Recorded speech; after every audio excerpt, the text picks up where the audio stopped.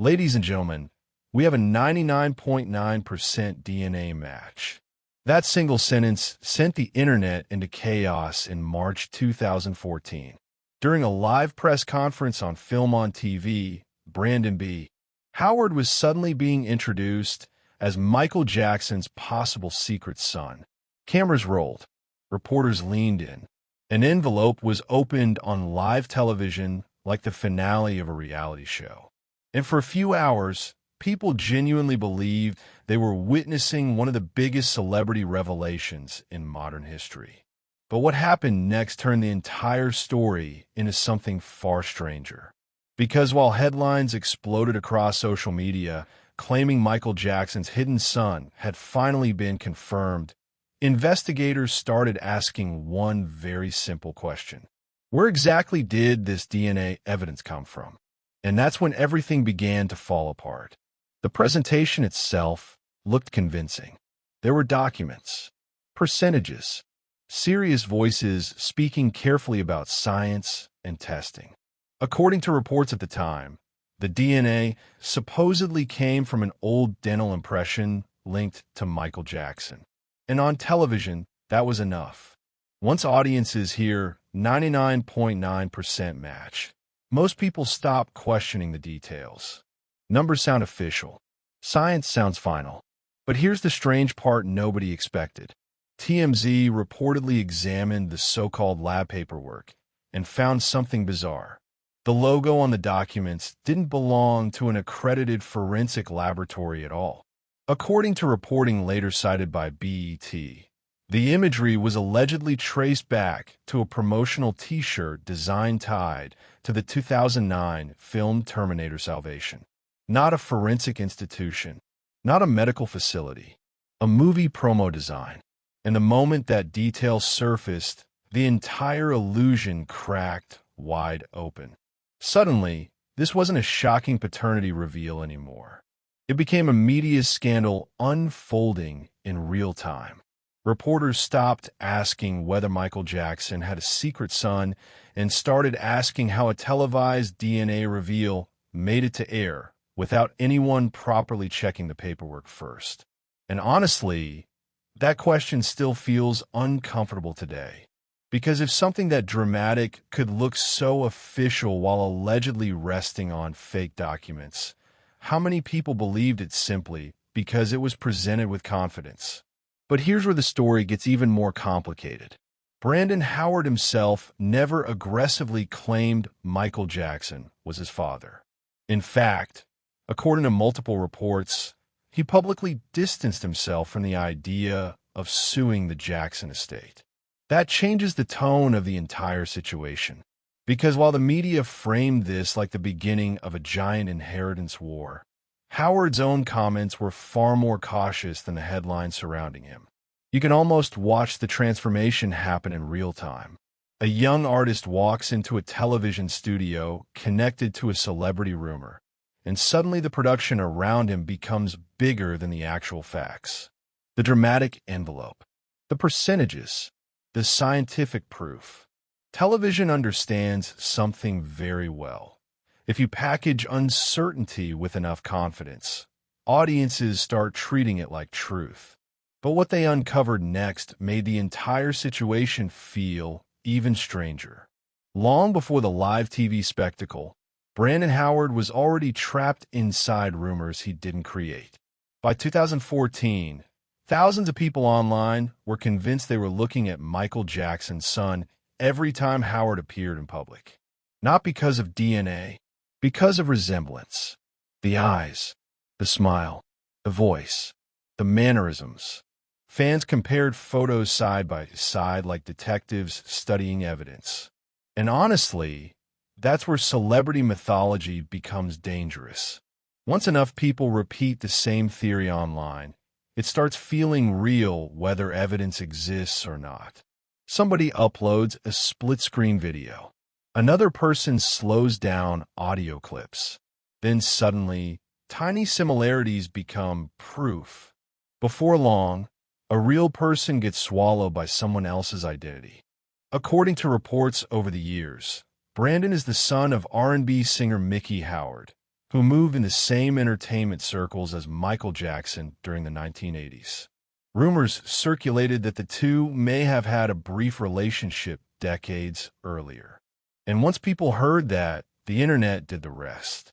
Every coincidence became evidence. Every resemblance became another clue. But here's the part most people missed.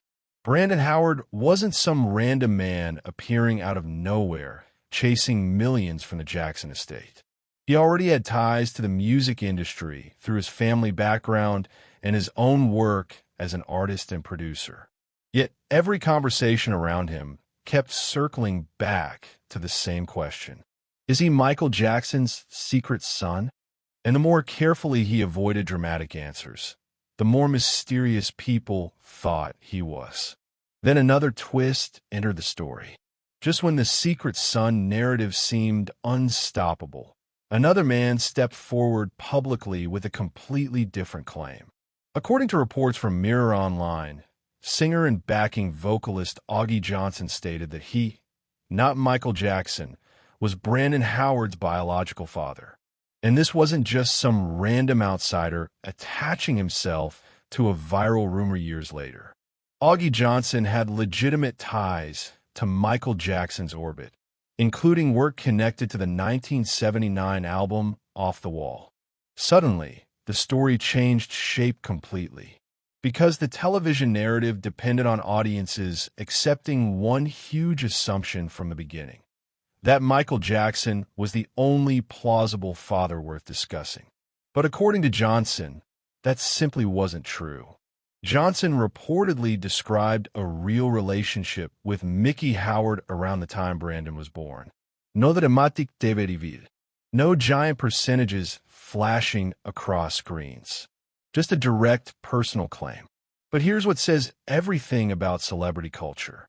One version of the story became global headlines overnight. The other barely survived a news cycle. Because let's be honest, Michael Jackson's hidden son is irresistible tabloid material. Another musician claims paternity isn't. The media machine naturally moves toward the biggest possible myth, even when the quieter explanation may make far more sense.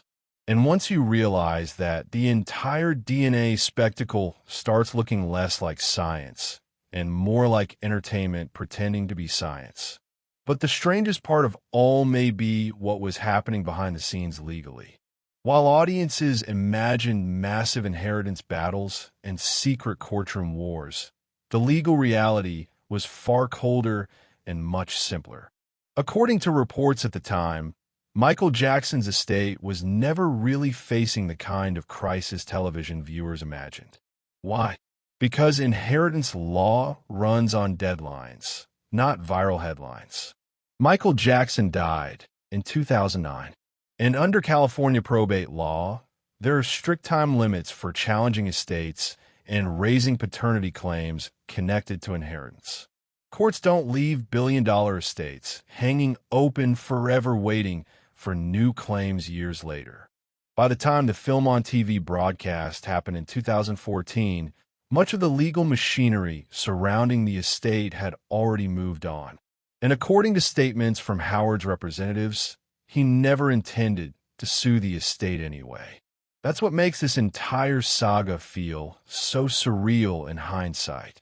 Millions of people consumed the story like the beginning of a giant legal war that apparently wasn't even being pursued by the man at the center of it.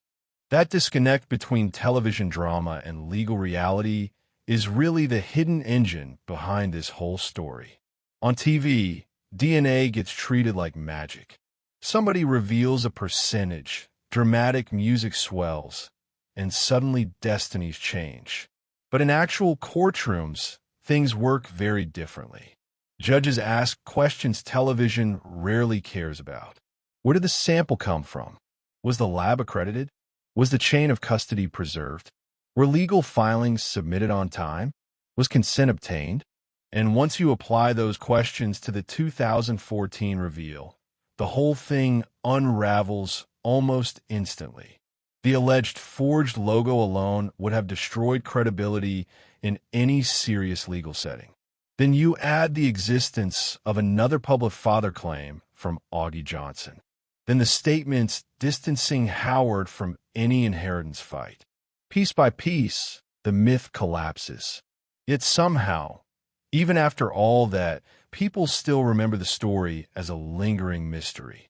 And maybe that's the most revealing part of all, because this was never really just about whether Michael Jackson had a secret son. It became a case study in how easily a televised scientific revelation can turn into cultural truth before anyone checks the paperwork. The numbers sounded precise. The presentation looked official. The story felt cinematic. And emotionally, a lot of people wanted it to be true. But real life is usually messier than celebrity mythology. Relationships overlap. Rumors grow. The internet fills in missing details with imagination. And sometimes a giant viral mystery survives not because the evidence is strong, but because the story itself is simply too fascinating for people to let go of. So when you strip everything else away, the live TV drama, the fake DNA documents, the inheritance rumors, the viral headlines, what's left at the center of this entire saga? Maybe just a reminder of how quickly spectacle can overpower facts. And honestly, what's more disturbing in the end? The possibility that the DNA paperwork was fake, or how many people believed it before anyone looked closely enough to notice. Get more thorough answers with thinking. Our latest and smartest model lets you go deeper on complex analysis, planning, and coding. Now available with ChatGPT Plus.